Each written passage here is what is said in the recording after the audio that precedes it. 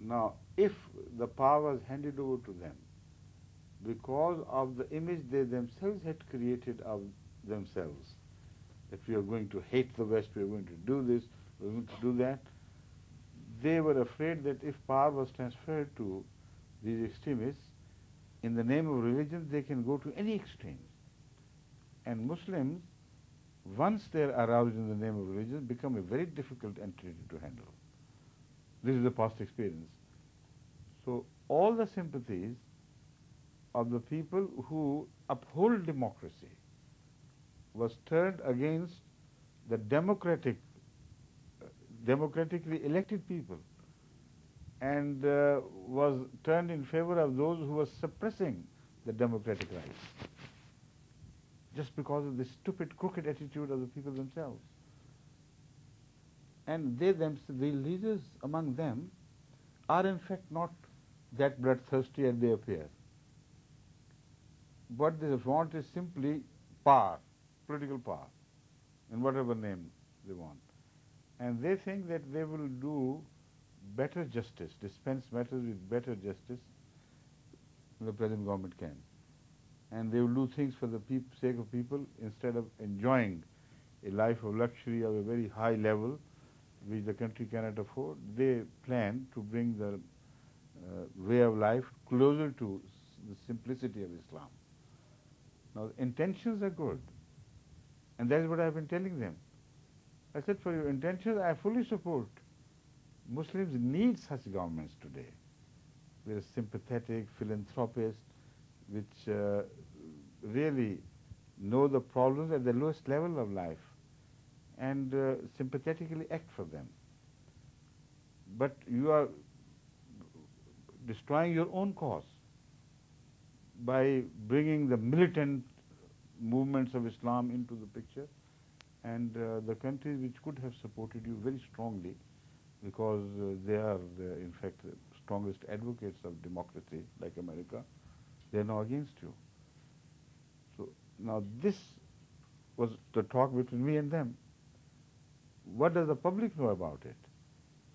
The French public only knows this, that it's a movement of terrorism, of bloodshed, of innocent people, of violence against the women in streets and children, etc. And that is what Islam is. That is what Islam stands for. And when they say it, they don't rebut this.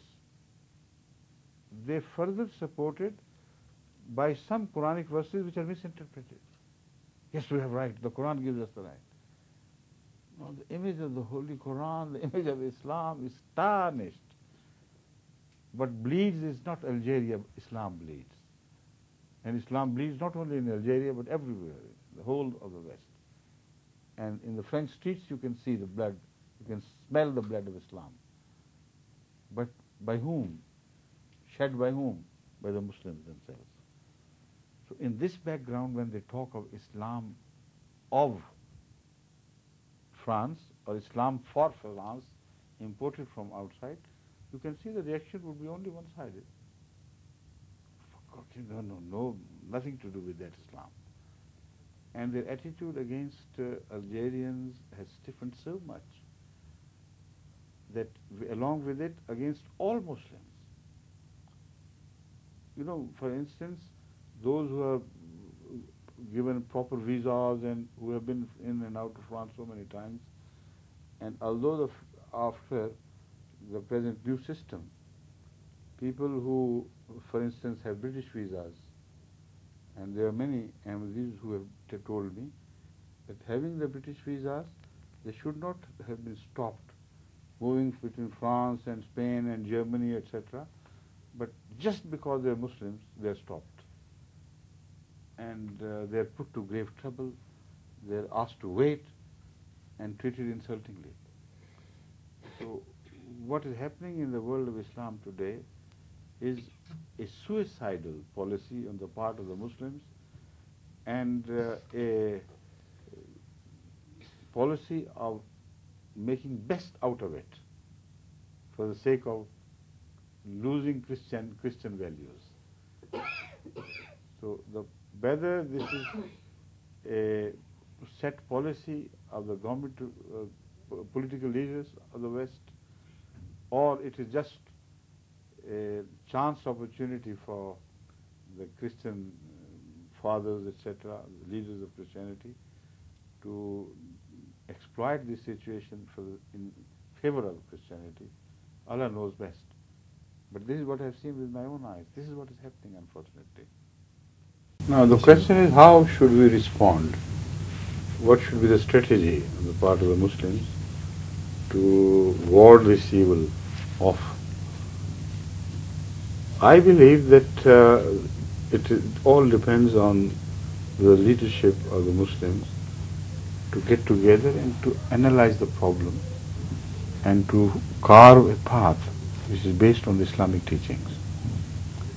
Only then they can deliver the Muslim Ummah from this predicament and this very unfortunate situation.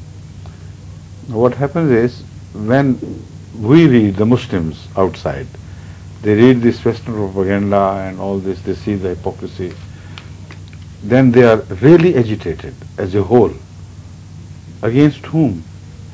Not against their own leaders who have created these situations. Not against the leaders in the West who are unknown, whose faces are unknown, who have exploited this situation, but against the West in general. While the common people here are innocent.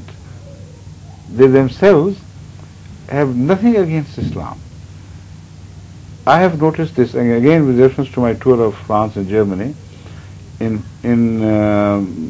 Spain itself, France and Spain, in Spain itself, in the old monuments of the Muslims with the legacy, this left behind, the glorious legacy,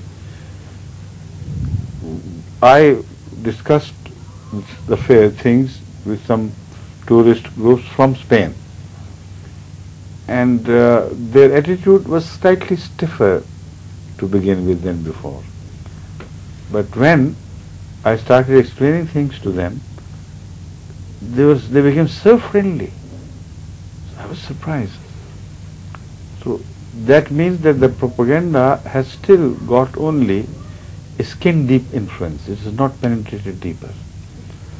But if we react violently against the common people of the West, the Europeans as such, or the Americans or Canadians as such, then we'll damage our own cause.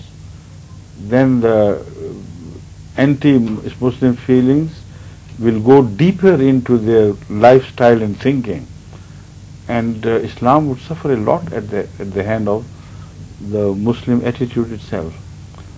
So I have been telling the Western people, wherever I go and address them and have discussions with their leadership, that they should behave.